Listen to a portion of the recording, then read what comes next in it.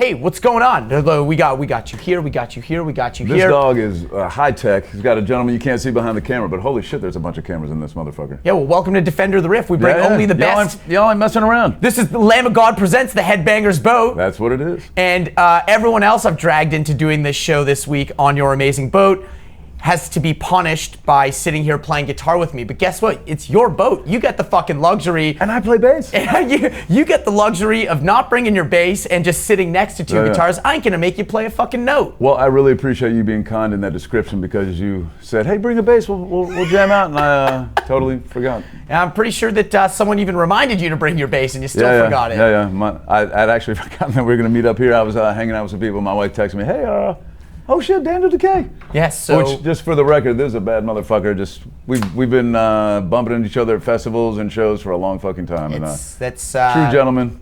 Appreciate you. Yeah, bro. I really jumped at this opportunity. Fuck it, I'll shine your ego for one sec here. I jumped at this opportunity to do this specific event because I knew it was an excuse to be trapped on a boat with you for a week. You're flirting, but come on, man, come on. No. It's a good time, and there's a lot of great people out here. This is like at festivals, you get to see all your friends for that day. Like all the bands come together, but for this, we're on this boat for 4 or 5 days, and you're wandering around bumping into people all left and right. Yeah. Last night we were in the casino. Yeah. It took me, how long?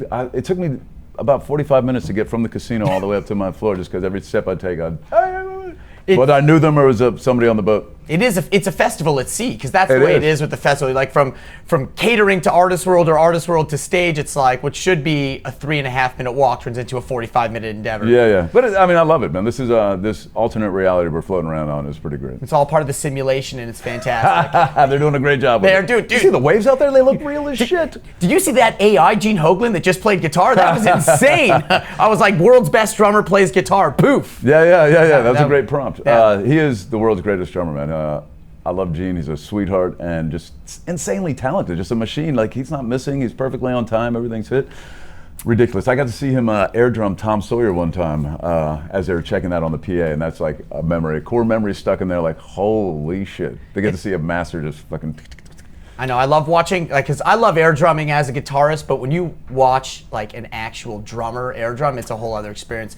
And then Gene Hoglan, who's like the best drummer of all time. 820 drummers. Yeah. Yes, exactly. Literally the best drummer on the planet. So, John, I do this show. I sit down with some of my favorite musicians, and we just shoot the shit. We talk shop, and then we riff out together. We're giving you the afternoon off because you've already played 2 badass sets, and it is your fucking boat. You get to make the rules. And I play a poker tournament tonight. Yeah, dude. And we've been warming up all week in the casino, so tonight's gonna be hot. We'll see how it goes. We've been a little sloppy down there. I hit a bit of a hot streak last night. I left. Oh, right on. Sean told me I was yelling too much in the halls about how much money I just made. He's like, dude, someone's gonna fight you and they're gonna take your money. One of the upside down pineapple doors are gonna open up and yank you in and take all your cash. Yeah, I think at one point I was tipping black chips for my drinks. Yes, it was. We had a How much fucking money did you make? We had a hot night last night, dude. Don't tell me the number. Holy shit. See, when I gamble, I never. People tell me, I lost $1,500 or more in the casinos. Like, oh, why the fuck are you pulling that much money out? Like, at 300, I'm like, okay, past that, I don't want to lose that gambling. Oh, I should clarify too. My buy-in and my only buy-in this whole week, $100. Fucking hell. Yeah. Is that part of like the Canadian Health Services or something?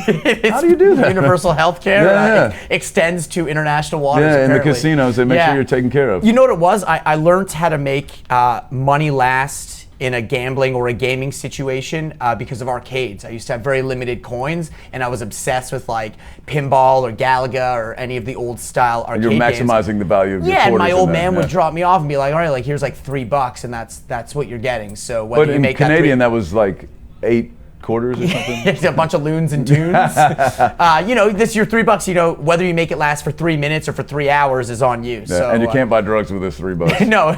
Little Danny. Yeah, little Danny, you stay away from those bad kids out back smoking cigarettes.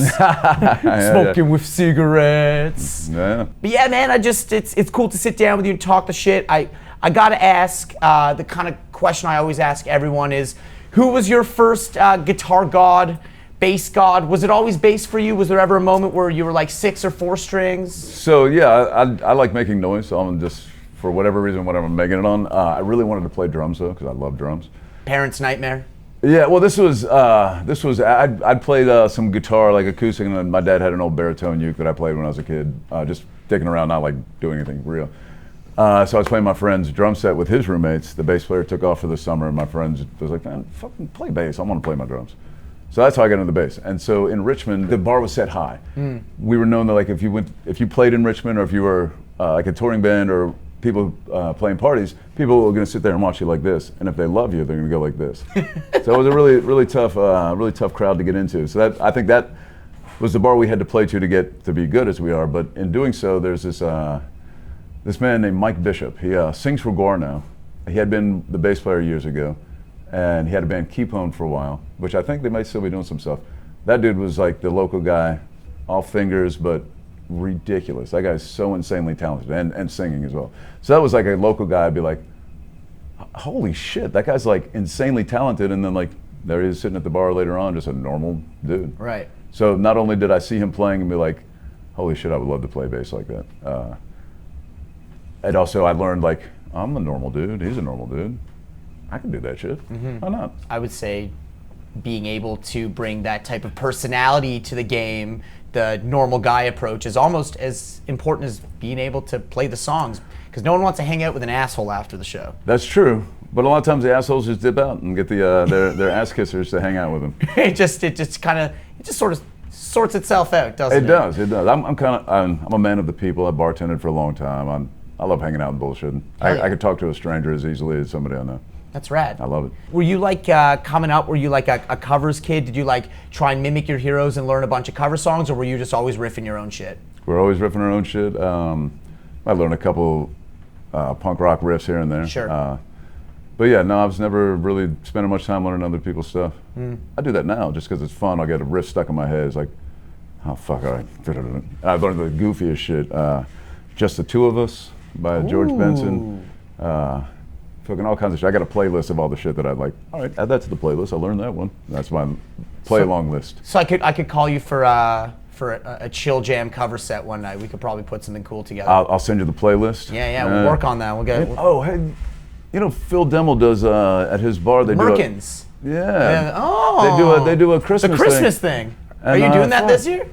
No, I'm not. I'm traveling overseas for Christmas, but that would be a great spot for that. Go and play like a bunch of not rock songs. Yeah, dude, we should. This year's spoken for, but next year, let's talk to Phil. Let's get a cool. He would love to have us there. I'm positive. Yeah, he's asked me like I think it's like 3 years in a row. It's a rough ask because it's like literally 3 days before Christmas they do it sometimes. It's like. And Christmas really big for you. You got to get home, get the tree up. Yeah, go back to Canada. Yeah. You guys celebrate Christmas in Canada? So, yeah, we do snow cones. It's a very traditional. Because I know Christmas dinner. you got mixed up Thanksgiving, got it on the wrong day. It's crazy. Being, living in Canada my whole life now, being in the States, my friends at home are very confused when I post about Thanksgiving. They have no fucking idea what's going on. They think DK's really lost it. He's 2 months behind. Right, now you've assimilated. I have. I am one with you guys. Don't give up on the Canadian though. They're North American brothers. Yeah, we are literal neighbors. Literal neighbors. Yeah, literal neighbors. Mexico can come party too. Oh, North American brothers. Hell yeah, they're cool with us. Yeah. I love Mexico. Big NAFTA fans over here. Yes. Right on. Yeah. Hell yeah.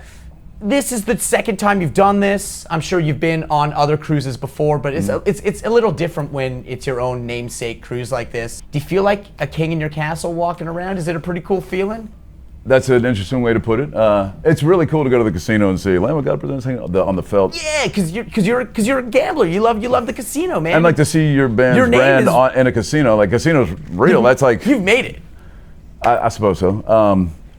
King in my castle. It can be a little unnerving. Like every eyeball is on me when I walk through, and as a bass player who like just wants to be a normal dude, that can sometimes be a little crazy. But I get used to it, and I can disarm people pretty much.